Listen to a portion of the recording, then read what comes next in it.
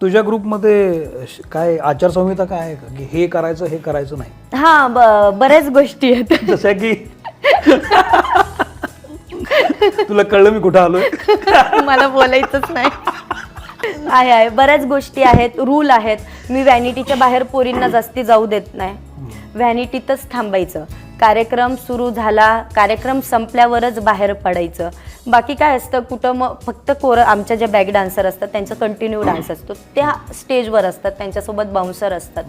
बऱ्याच म्हणजे आमचं सगळं असं ठरलेलं आहे सगळं की ह्या गोष्टी ताईला नाही पटत, त्या नाही करायच्या. आणि पोरी माझ्या शब्दाच्या बाहेर नाही. पण सांग की आचारसंहिता सांग की 2-3 नियम तरी सांग की माझ्याकडे यायचं तर हे नियम पाळायला लागतात.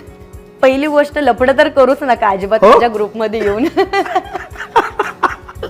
बर नाही महत्वाचं आहे, महत्वाचं आहे ना तो. महत्वाचं आहे म्हणजे आज तुला सोडलं तर तू दुसरी करणार, तिसरी करणार, मला पटत नाही. मी डायरेक्ट झटकन काढून टाकते.